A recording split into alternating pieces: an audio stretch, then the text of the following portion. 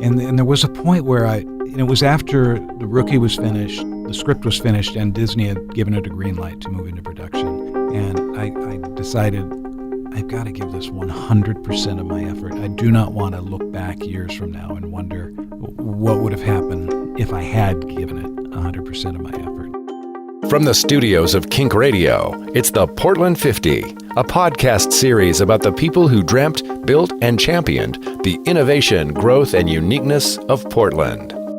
The Portland 50 series is presented by Jaguar Land Rover Portland. One company, two iconic brands. Jaguar Land Rover Portland is a Don Rasmussen company, the legendary Portland institution serving our community since 1950. I'm your host, Peggy LaPointe. Today's guest is Mike Ridge, former KINK Morning Show co-host, screenwriter with such credits as Finding Forrester, Radio, and Cars 3, and author of a new book, Scavenger's Hunt. It's been a while since I've been in front of a microphone. It really has. I mean, I'm looking around. The first thing I asked you when I came in was, okay, give me the lay of the land, because from a technical standpoint, times are a little different. It doesn't look like it did when you left in 2000. No. I mean, of course, I was working with Les Sarnoff on the air. Of course, I would come in. The alarm went off at 3 a.m. for me. Yeah, you're familiar with this. Yeah. And, we'd be on the air, but I was always 3 hours behind Les. Les would come in, and it was at midnight, right? Oh, he would come in at midnight. But when I started at KINK, and this was in the early 90s, he was coming in closer to 1 because the AP wire would shoot out all of its entertainment news, and I'd have that ready for him by the time he came in. But throughout the years, he pushed that, and he was coming in by midnight by the time I was producing the show. And he had a yellow legal pad. And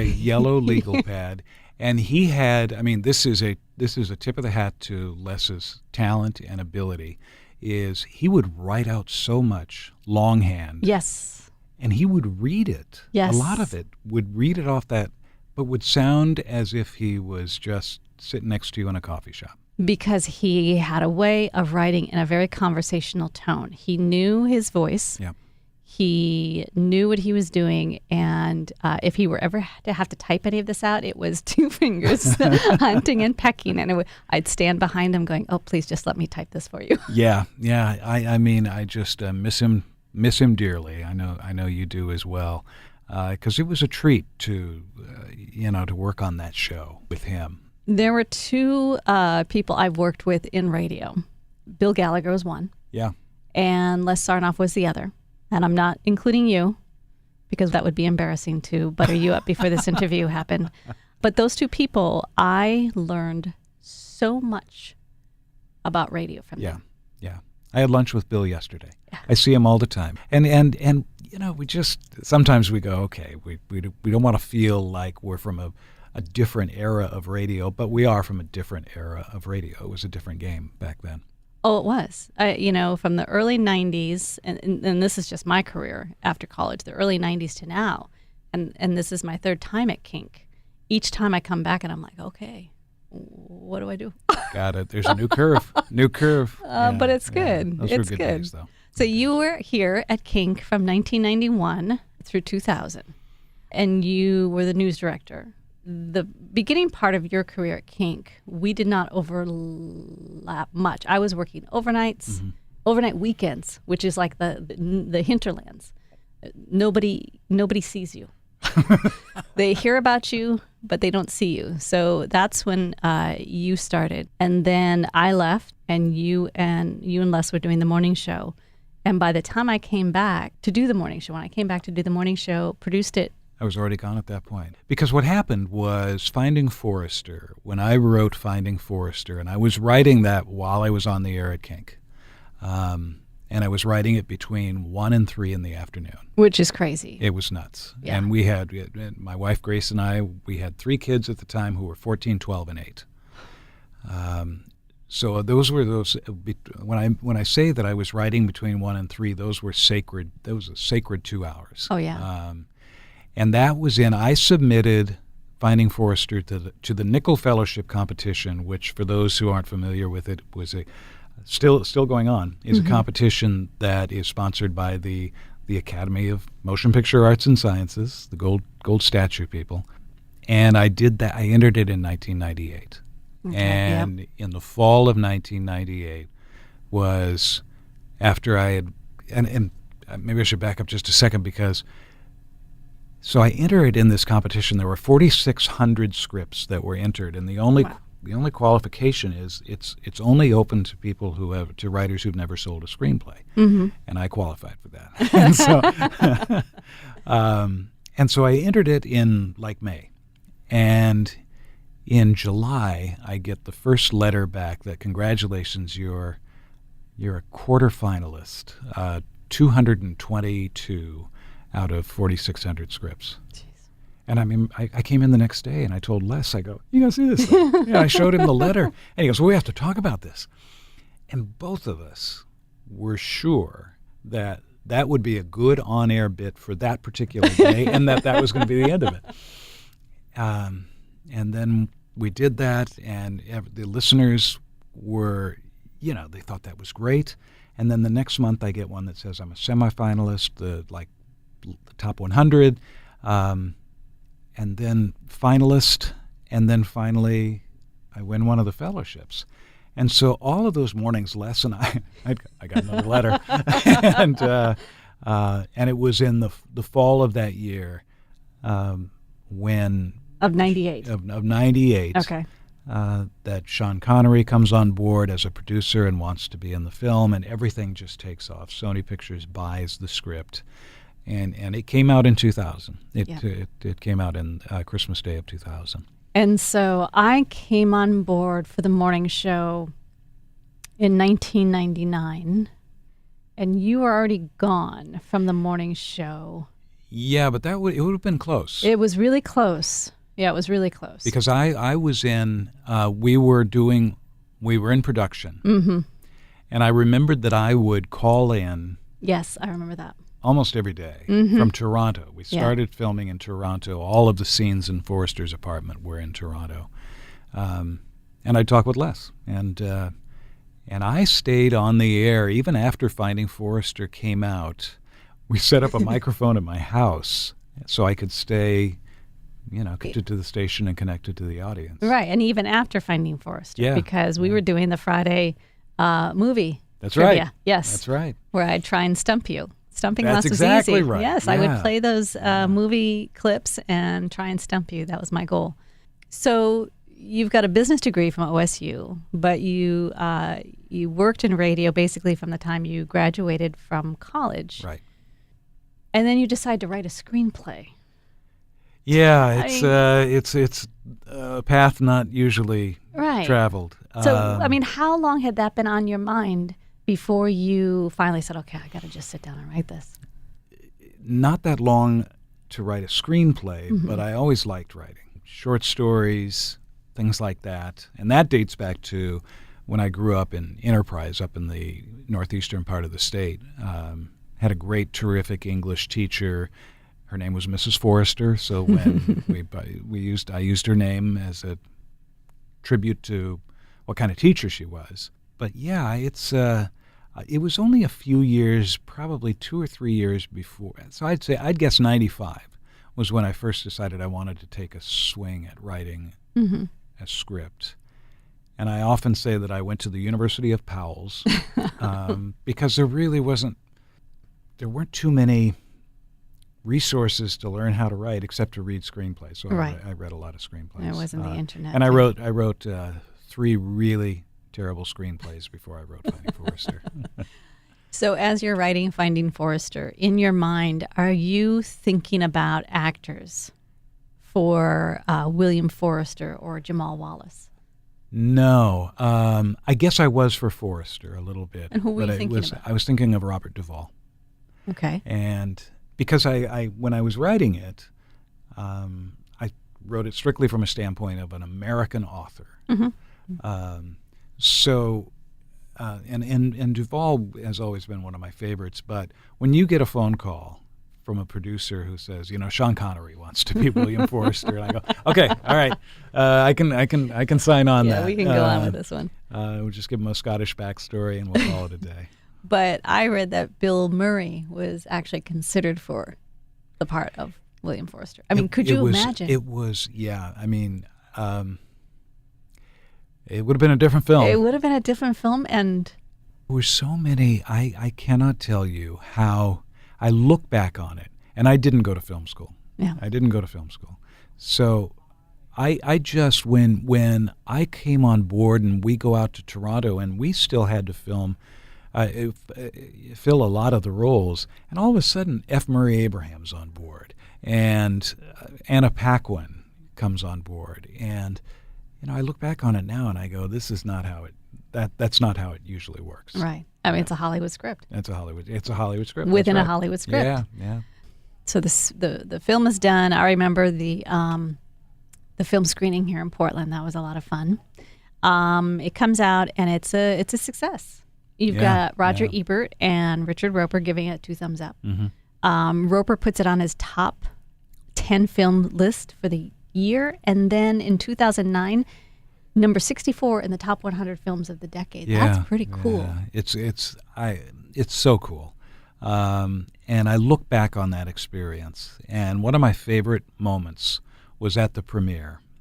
And so Sean Connery, I had never really thanked him for sticking by me, because the reality is at any given moment, if he would have wanted to replace me with another more experienced writer, that would have happened.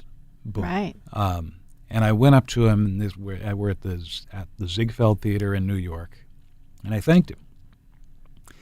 And he looked at me, and in typical, and I cannot do a very good Sean Connery impersonation, but he said, "Mike, if the words hadn't have been there, you wouldn't have been either." and I thought that is the best thing anybody could have ever said, instead of, because it's true, that if he would have wanted to. So that's one of the best moments for me. During this time, I mean, what are you thinking? It's surreal. It's absolutely surreal. And the question became, and it wasn't during Finding Forrester, because KINK, I remember they were so gracious and generous, and everybody was enthralled with the story. We were all excited for it. Yeah, everybody was excited. And so when I said I need to go to Toronto and I need to take a month off the air, they said, okay, fine. All you have to do is call in these. But it reached a point, it was after The Rookie, when I was starting to write The Rookie, which was the second film, that there was a juncture where my wife and I were just having this conversation of, do we keep trying to do it this way? Are we being fair to ourselves? Are we being fair to the radio station? Are we? And there was a point where it was after The Rookie was finished, the script was finished, and Disney had given it a green light to move into production. And I decided, I've got to give this 100% of my effort. I do not want to look back years from now and wonder what would have happened if I had given it 100% of my effort and so certainly no regrets at all. But it was not an easy decision at the time. I can only imagine, because I have often said that working with Les was the best job I ever had. Yeah. And so to leave what I can only imagine, and we've talked about this before, was a fantastic job with a coworker that an iconic coworker. Yes. I mean, really an iconic voice. Yes. And a good friend. And a good friend and a good person. Yeah. But yeah, you had to follow your dream. And it's hard having to get up at 3 o'clock, because I've done it, do a show, try and sleep. You've got kids at home. I am a mess. So I can't, when you're telling me that, you took those 2 hours, and that's probably the prime, time for thought process, that's a lot. It's a lot. So something had to give. Yeah, something had to give. And I just, in hindsight, of course, people say, well, of course he should have done what, because of all these films. Well, we didn't know all those films were going to happen. I mean, The Rookie could have been the very last thing, and then, but it just was such a dream opportunity that I felt to not give it, everything that I had would be to insult the opportunity, as it were. Right. It is in many ways once in a lifetime. Yeah. And Yeah. why not follow that and see where that path leads you? Right. You're listening to Kink's Portland 50 series. I'll continue our conversation in a moment, but I wanted to thank our sponsor. The Portland 50 series is presented by Jaguar Land Rover Portland. One company, two iconic brands. Jaguar Land Rover Portland is a Don Rasmussen company, the legendary Portland institution, serving our community since 1950. Now back to my conversation with Mike Rich. I want to do something now. So you've got a number of movies under your belt. So I want to list each one, and I want you to tell me something about the experience of either writing or working with the folks on this film Okay. that I like this. maybe you Yeah. haven't shared, or maybe whatever comes to the top of your head. Okay. Okay, Right. so Finding Forrester, we've already talked about that, but what about that experience stands out? It was working as great as it was to be working on a Sean Connery film. It was watching Rob Brown. Rob Brown, who played Jamal Wallace, and was a 15-year-old kid whose own story, African-American kid from the Bronx, whose own story really was similar to that of the character of Jamal, who, single-parent household, and staying in touch with him and watching. And Gus Van Sant, the director, was so smart. He knew that Rob had never acted before. And so those first few scenes, what he did was they were all shot in the Toronto soundstage where Forrester's apartment had been constructed. And instead of just starting off day one with everybody on the set, Gus was smart enough to wean Rob into the situation. So the first day it was just the three of them, Sean, Rob, and Gus, not even me. And then the next day I was added to the mix. And then the next day a camera operator was added to the mix. Then they added a little bit of light. So by the time 3 weeks later when we began filming, Rob had become accustomed to it.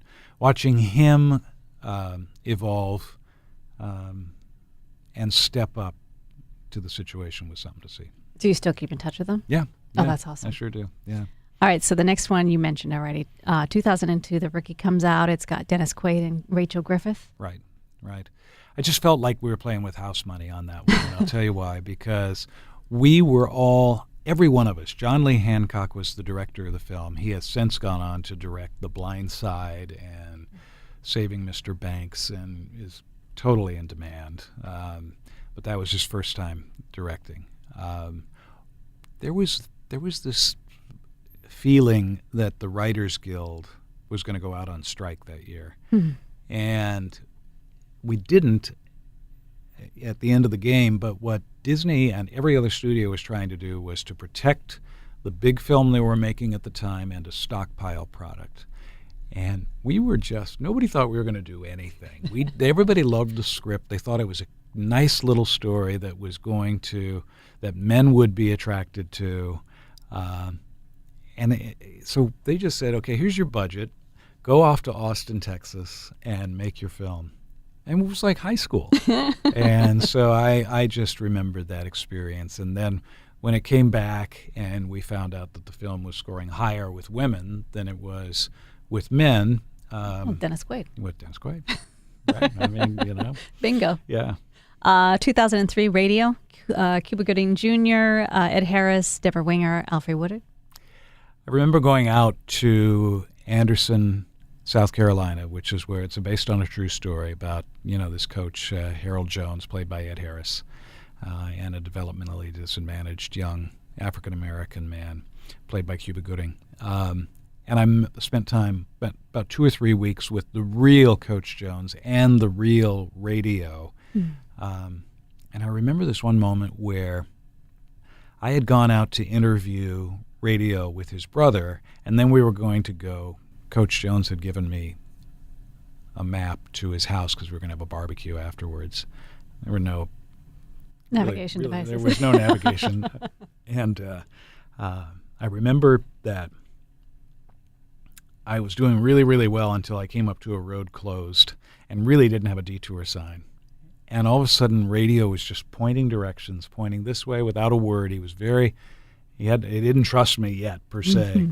and just pointed and pointed and pointed, and I remember I just followed his pointing directions, and we got there, and I put it in the movie. I put that scene in the movie. Oh, that's awesome. Yeah. 2004 Miracle. Now, you're uncredited for this, but Kurt Russell stars in it. It's about the 1980 Olympics with the U.S. men's hockey team. I remember when you were writing this. This is we talked about this on the morning show quite a bit with Les. Yeah, and you being an Upper Midwest, Right? Well, hockey. Yeah, hockey. So it was like a Bible story for some folks from Wisconsin and Minnesota, and we filmed it all in Vancouver, BC. Mm-hmm. And I got to know so many of the players on the team, the real team, and then Herb Brooks. Here's a story about Herb Brooks. When I first met him, he was the coach of the team, and he was a very intimidating guy. His personality, which is what Kurt portrayed so beautifully in the film, and we were having, it was the first time I'd met him, and we're in Minneapolis, and we're having lunch, or no, we're not having lunch yet. So we're meeting, and he's very standoffish. He doesn't know about this whole movie business, and doesn't know about me, and doesn't know what I'm probably not going to go see this film, kind of a thing. And I remember he finally said, "You want to break for lunch?" And I said, "Yeah." And he goes, "Where would you like to go?" And I said, "I don't care. It's your town." I didn't say it in that tone of voice. I said, "I don't care. It's your town." He goes, "This is not my town." And I didn't realize, I found out later, he's from St. Paul. Oh, yeah. He's from St. Paul, which I always thought, Twin Cities, they must get along like, yeah. I've got sisters and friends and family who live on both sides of Yeah. You don't mess that up. But, and of course, the worst phone call I got was before the film was released, the phone call that Herb had been killed in a car accident just a few months before the film was released. And Gavin O'Connor was the director, came up with the best tribute at the end, where he at the credits had rolled, and there was a picture of the real Herb Brooks, and said that he never got a chance. He never got a chance to see it. He lived it. And I thought that was a great tribute. Yeah, I remember all of that happening at that time. Yeah. The next film was a couple of years later, 2006, another uncredited film, Invincible. And there's a theme here, obviously, with sports. Yeah. This is, and I'm going to mess up his name, I think, Vince Papale. Papale. Close. That's, very good. Italian very then. Good. Vince Papale played for the Eagles, 76 to 78. You've got Mark Wahlberg, Greg Kinnear, and Elizabeth Banks in that movie. And I just remember how all three of those actors were so phenomenally committed to not just the story, not just the film, but they never really retreated to their trailers. They always were there they were so, I don't know if I've worked with performers who were more popular with the crew. They were always there and always around. We had to film, it was a story based on the Philadelphia Eagles, who used to play in the Vet back in the day, and they didn't have, the Vet had been torn down, and so we filmed it at historic Franklin Field in August. And in Philadelphia in August, it can be brutal. Yes, little humid, little hot. Yeah, and it's interesting how they have to film. They hired players who had played Division I, Division II college football. And Wahlberg never liked to have the stunt double come in for him. He always hung in there. And boy, he took some pops. There was one time where we thought broken collarbone, we're going to be going home for a few weeks, but he was fine. So while that was going on, you were obviously also writing your next film, which is a break from sports, the Nativity Scene. And I remember this. It's a film based on the Nativity of Jesus, and at that time I was pregnant. I think I gave birth. I know I gave birth in July, and I offered up my son to go, because this was filmed in Italy, wasn't it? It was filmed in Italy. I offered up my son so that he and I could go to Italy for that. Yeah, we were down in a little town called Matera, which, if you look at Italy like the boot, it's down in the Achilles heel. And the thing I remember most, it was this beautiful, ancient Italian town, but it was the invitation that we got when the premiere that we got invited to the Vatican to show the film, and the Pope was not there. He was he was abroad at the time, but there were about 20 cardinals who sat right behind us, and I just kept waiting to look over my shoulder and have someone give me a no look. But that was such a treat. That was the first time that the Vatican had ever hosted a movie premiere. Wow, that's pretty awesome. That was fun. Did Grace get to go to Italy with you? Yes, Okay, she good. did. In fact, our whole family got to go. And the other thing, this shows how long ago it was we're huge Oregon State football fans, and my young son thought this was not a fair trade to go to Italy and see a premiere at the Vatican of my dad's movie, and I'm going to miss a football game in Corvallis. And I remember it was like 2 a.m. when we were all in our Italian hotel room listening on computer technology. It actually caught up with us, and we were able to watch it. A few years later, Secretariat, Yeah. about a thoroughbred racehorse. Diane Lane and John Malkovich were in this movie, and it was nominated for an ESPY. It was nominated for a number of different awards and won a couple of awards. But Yeah. the ESPY, did you go to the ESPYs? Yeah, I've went to the ESPYs a handful of times, actually. Did you see Aaron Rodgers? I did not see Aaron Rodgers. I saw a lot of quarterbacks, though. Okay. I remember having a conversation with Tom Brady, Peyton Manning, and Stuart Scott, who was the late Stuart Scott from ESPN. The Secretariat was a tough nut to crack because I think a lot of writers or a lot of folks who wanted to make the film had wanted to focus on the horse, and in a way you couldn't. A lot of sports films are underdog stories. Well, Secretariat was never an underdog. Secretariat, even though the film is named after Secretariat, it wasn't until we realized, wait a second, Penny Chenery, who's played by Diane Lane, she's the underdog. Yeah. The horse is just a story vehicle for her character to find her own life and where she's going. And once you make that decision, then it takes off. And then finally, Cars 3. Let me tell you, I have 3 grandchildren, and if you ever want to hit a tape measure home run with your grandchildren, my recommendation is write a Pixar film. You're the best grandpa ever. And it's interesting because it has its roots in Finding Forrester. And I found this out after the fact. But Pixar they knew this was the 3rd chapter in the trilogy. And they wanted it, in the first one, Doc Hudson, who was portrayed by Paul Newman, they knew they wanted it to be a mentoring story. And I had heard after the fact that they kept referencing Finding Forrester as an example of a film that got mentoring correct. And finally, it was one of the producers who said, well, wait a second, why don't we find the guy that wrote Finding Forrester and see if he'd be interested. So that's how I came on board. And that's the one I haven't seen because my kids are past the Cars 3. I love Cars. Yeah. I might just have to rent it anyway. Yeah, we're really proud of it. It's we didn't want to.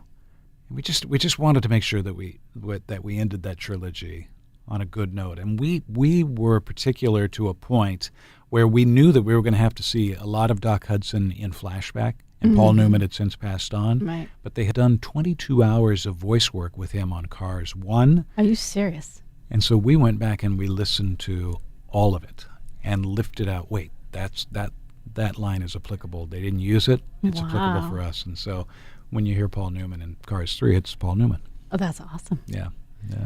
That is not the end of film writing. I'm imagining of screenwriting. But in the meantime... you've got a new project that my younger son right now is reading. It's a book called Scavenger's Hunt. It was a creative itch that I had to scratch. Yeah. I've been wondering about that. It's a different kind of writing. Oh, definitely. I mean, it's but a story is a story and characters are characters. But it was always something, and it dates back to when I was growing up in Enterprise, we had this great little bookstore out there called the Book Loft, a small independent bookstore, and that's where I fell in love with reading and likely by extension with writing. And that's where I found books like Charlie and the Chocolate Factory and Lion, Witch, and the Wardrobe, Wizard of Oz, classics. And I always kind of felt that if I could come up with a story that was similar to those stories, and that maybe could serve as a tribute or just a tip of the hat to those iconic classics, I'd like to write that. And so I came up with the idea for Scavenger's Hunt, which was just a magical, fantastical origin story of where the first scavenger hunt took place, and a Willy Wonka-ish character named Hunter S. Scavenger who put it all together, and how it captivated the globe back in the late 1800s. There's a dash of time travel in there, and it was a treat to write. It was a lot of fun. I almost took a picture last night because my son was on the couch reading it. I'm like, oh, that's great. yeah, That's he's enjoying it. Yeah. He's in 6th grade, and he came to reading a little later than his older brother, but now he's devouring it, and he likes. Well, that's that good one. to hear, because Yeah. he's in the sweet spot from Exactly. an age standpoint. And any author, you like to think, when you get the question, now what age is this targeted to? You go, all ages. You know, it's a story for all ages. But I would say kids between the ages of 9 and 13 is probably right where it's aimed. The next question is, What's next? What's next? What's next? I don't want to say I don't know, but I've been so fortunate that it's given me the ability to really be discerning about what I want to do. I don't take any, and if you would, I never could have imagined me sitting in this chair from a perspective of 1998 saying, I'm just going to write things that move me, because now I have the ability to do that, and so I have stories that I want to tell. Am I going to write another novel? Yeah, I'm going to write another novel. Am I going to write another screenplay? Yes, I'm going to write another screenplay. Not sure, and the Pixar experience, I always say the Pixar experience was exhilarating and exhausting. Yeah. It was a 20-month stint that was one of the most exciting things that I've ever done. But now I'm in that process where I have to make sure that the creative well fills back up. And so that's what I'm doing over this holiday season, is just... That's a good place to be. But now I'm going to ask you something else, and I'm going to keep pushing at this one, because I just thought of this. What have you not explored creatively that you'd like to explore? Wow, that's a good question. There aren't any particular genres that... It's not like I'm going to say, I'd like to write a thriller. There are characters. For me, it's all about character. And telling it's a about, story. Yeah, and just finding a character that intrigues me. And so there's a couple ways to answer that question. Number one, we are living in a golden era of television right now, in which it gives us the ability to tell stories that you might not otherwise be able to tell. And so I'm looking for that a character that interests me. I guess that's my long-winded short answer is I'm just looking for characters that I want to write. I want to spend time with. That works, because you have to enjoy it. Yeah, you have to enjoy it, and because you when you say yes to a project, you're saying, okay, this is what my next 2 years of my life are going to be. Yep. So you have to. You have to love it. You have to love it. You have to love it. You can't. Liking it is not enough. No, absolutely not. Liking Not is for that not length of enough. time. Right. No, and not to put your heart and soul into it. Yeah. In the meantime, Scavenger's Hunt is out. It's online, Amazon, other bookstores. Amazon, Barnes & Noble, the usual places that you might imagine. Inkshares is the publisher. They're down, and so you can go to inkshares.com. And there's a little video on there with me kind of talking a little bit about why I wrote the story. And so if you get a chance, check it out. Perfect. Thank you. Thank you. Appreciate it, Peggy. Thank you for joining me for our debut podcast in KINK's Portland 50 podcast series. It's a celebration of KINK.FM's 50th anniversary, and this podcast series is about the people who dreamt, built, and championed the innovation, growth, and uniqueness of Portland. The series is presented by Jaguar Land Rover Portland. One company, two iconic brands. Jaguar Land Rover Portland is a Don Rasmussen company, the legendary Portland institution, serving our community since 1950.